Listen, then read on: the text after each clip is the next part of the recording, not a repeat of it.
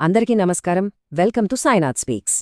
ఈ కంటెంట్ కోసం నేను పెట్టే ఈ చిన్న ప్రయత్నానికైనా సరే దయచేసి నా ఛానల్ని సబ్స్క్రైబ్ చేసి, లైక్ చేసి, షేర్ చేస్తానని ఆశిస్తున్నాను. మీ సపోర్ట్ నాకు చాలా ముఖ్యం. సరే, ఇక విషయంలోకి వెళ్దాం. ఎలాన్ మస్క్ ఈ పేరు వినగానే మనకు స్పేస్ ఎక్స్, టెస్లా గుర్తుకొస్తాయి. కానీ ఆయన ఇంకో ప్రాజెక్ట్ మీద పనిచేస్తున్నారు. అదే న్యూరాలింక్. మనిషి మెదడులో ఒక చిప్ పెట్టే టెక్నాలజీ అనమాట. వినడానికే ఏదో సైన్స్ ఫిక్షన్ సినిమాలా ఉంది కదా. ఒకవైపు చూస్తే ఇది ఒక మెడికల్ మిరాకిల్ అనిపిస్తుంది. కాని మరోవైపు ఇది మన ప్రైవసీకి ఒక పీడకలగా మారచ్చనే భయాలు కూడా ఉన్నాయి. అసలు ఏంటి టెక్నాలజీ? మన ప్రపంచాన్నిది ఎలా మార్చబోతోంది? రండి తెలుసుకుందాం. ఒక్కసారి ఊహించుకోండి, మీ మనసులో మీరనుకుంటున్న ప్రతి ఆలోచన ఎవరైనా చదవగలిగితే? భయంగా ఉంది కదూ? మన సీక్రెట్స్, మన ప్లాన్స్ అన్నీ బయటపడిపోతే ఎలా ఉంటుంది? ఇదేదో ఊహ కాదు. న్యూరాలింక్ టెక్నాలజీ మనల్ని మెల్లమెల్లగా ఆ వాస్తవానికే దగ్గర చేస్తోంది. సరే, ఈరోజు మనం ఏమేం మాట్లాడుకోబోతున్నామంటే, ఫస్ట్ ఈ టెక్నాలజీ వెనుకున్న ఆశేమిటో చూద్దాం. ఆ తర్వాత అసలిది ఎలా పనిచేస్తుందో తెలుసుకుందాం. నెక్స్ట్ దీని మొదటి సక్సెస్ స్టోరీ గురించి మాట్లాడుకుని, చివరగా మన ప్రైవసీకున్న ముప్పేంటో చర్చిద్దాం. ఓకే, సో ఫస్ట్ పాయింట్, ఒక కొత్త ఆశ. ఇంత కాంట్రవర్సీ ఉన్న ఈ టెక్నాలజీని అసలు ఎందుకు క్రియేట్ చేస్తున్నారు? దీని వెనక ఉన్న అసలు కారణమేంటి?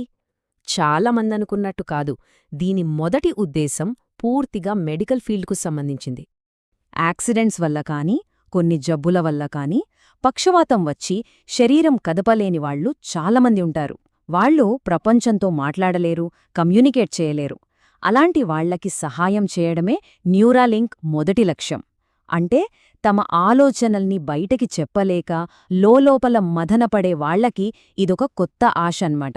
దీని గురించి ఎలాన్ మస్క్ ఏమన్నారంటే, ఒకవేళ స్టీఫెన్ హాకింగ్ ఒక స్పీడ్ టైపిస్ట్ కన్నా వేగంగా మాట్లాడగలిగితే ఎలా ఉంటుంది? అదే మా లక్ష్యం. అంటే స్టీఫెన్ హాకింగ్ లాంటి గ్రేట్ మైండ్స్ వాళ్ళ శరీర పరిమితుల వల్ల ఆగిపోకూడదు. వాళ్ళ ఆలోచనలు ప్రపంచానికి అందాలి. అదే దీని వెనుకున్న అసలుద్దేశం. సరే, మరి ఈ టెక్నాలజీ అసలు ఎలా పనిచేస్తుంది? బ్రెయిన్లో చిప్ పెట్టడం అంటే వినడానికే కొంచెం వింతగా, సైన్స్ ఫిక్షన్ సినిమాలా అనిపిస్తుంది కదా. కానీ దీని వెనుకున్న సైన్స్ చాలా ఇంట్రెస్టింగ్గా ఉంటుంది. దీన్ని టెక్నికల్గా బ్రెయిన్ కంప్యూటర్ ఇంటర్ఫేస్ లేదా సింపుల్గా బీసీఐ అంటారు. దీని అర్థమేంటంటే, మనం మాట్లాడకుండా, చేతులు కదపకుండా కేవలం మన ఆలోచనలతోనే నేరుగా కంప్యూటర్ను కంట్రోల్ చేయడమన్నమాట. మన బ్రెయిన్లో ఉండే న్యూరాన్స్ పంపే ఎలక్ట్రికల్ సిగ్నల్స్ను ఈ చిప్ చదివి దాన్ని కమాండ్గా మారుస్తుంది. మరి దీన్నెలా ఇంప్లాంట్ చేస్తారు? సర్జరీలో తలలో పుర్రెకి ఒక చిన్న హోల్ చేసి ఒక కాయిన్ సైజులో ఉండే చిప్ను లోపల పెడతారు. తర్వాత ఆ చిప్కి కనెక్ట్ అయ్యున్న చాలా చాలా సన్నని వైర్లను, అంటే ఎలక్ట్రోడ్స్ను జాగ్రత్తగా మెదడులోకి పంపిస్తారు. ఇక్కడ షాకింగ్ విషయం ఏంటంటే, ఆ ఒక్క చిన్న చిప్లో 3000కు పైగా ఎలక్ట్రోడ్స్ ఉంటాయట. ఊహించుకోండి, 3000! ఈ ఎలక్ట్రోడ్సే మన బ్రెయిన్లో ఉన్న వేల న్యూరాన్స్ నుంచొచ్చే సిగ్నల్స్ను పట్టుకొని రికార్డ్ చేస్తాయి. ఇంతకీ ఈ ఎలక్ట్రోడ్సు ఎంత సన్నగా ఉంటాయో తెలుసా? మన తల వెంట్రుక ఉంటుంది కదా, దాని మందంలో 20వ వంతు మాత్రమే. అంటే కంటికి కనిపించనంత సన్నగా ఉంటాయన్నమాట. అంత సన్నగా, ఫ్లెక్సిబుల్గా ఉండటం వల్లే అవి బ్రెయిన్కి ఏ డ్యామేజ్ చెయ్యకుండా లోపలికి వెళ్ళి న్యూరాన్స్తో కలిసిపోతాయి. సరే, ఇదంతా థియరీపరంగా వినడానికి చాలా బావుంది. కానీ నిజంగా ఇది పనిచేస్తుందా? ప్రాక్టికల్గా సాధ్యమేనా అనే ప్రశ్నకు న్యూరాలింక్ ఆల్రెడీ సమాధానం చెప్పేసింది. వాళ్ల మొదటి హ్యూమన్ ట్రయల్లోనే అద్భుతమైన రిజల్ట్ వచ్చింది. ఇతని పేరు నోలాండ్ అర్బాగ్. 29 ఏళ్ల కుర్రాడు. ఓ యాక్సిడెంట్లో భుజాల నుంచి కింద భాగమంతా ప్యారలైజ్ అయిపోయింది. రీసెంట్గా అతని బ్రెయిన్లోనే ఈ న్యూరాలింక్ చిప్ను ఇంప్లాంట్ చేశారు. ఇప్పుడు నోలాండ్ ఏం చేస్తున్నాడో తెలుసా?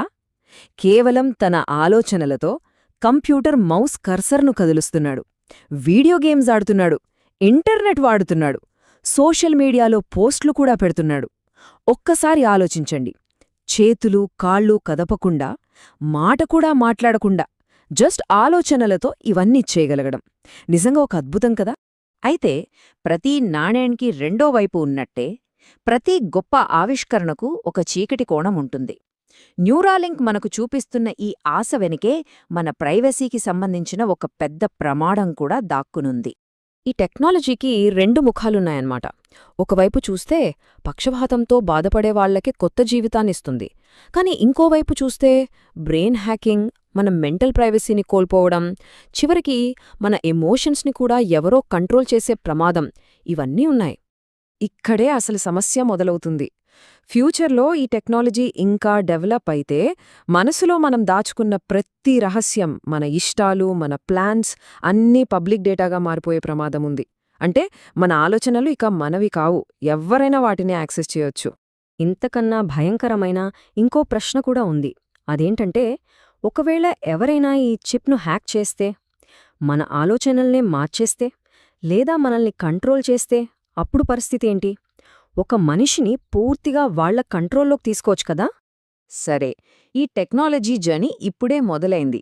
మరి భవిష్యత్తులో ఇది మనల్ని ఎక్కడికి తీసుకెళ్తుంది? ఇది మనం ఆలోచించాల్సిన చాలా పెద్ద ప్రశ్న.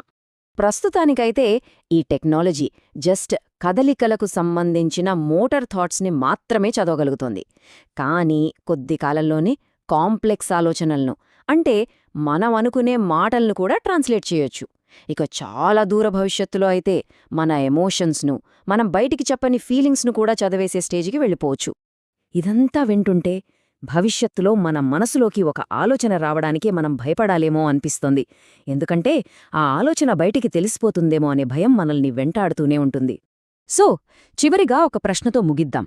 మన ఫోన్స్, మన ఇల్లు, మన మాటలు అన్నీ ఆల్రెడీ నిఘాలో ఉన్నాయి. ఇప్పటిదాకా మనకు పూర్తి ప్రైవసీ ఉన్న ఒకే ఒక్క చోటు మనం మెదడు మాత్రమే. మరి న్యూరాలింక్ లాంటి టెక్నాలజీతో ప్రైవసీకి ఉన్న ఆ చివరి హద్దును కూడా మనం చెరిపేస్తున్నామా? దీని గురించి మనమందరం ఆలోచించాల్సిన అవసరం ఎంతైనా ఉంది.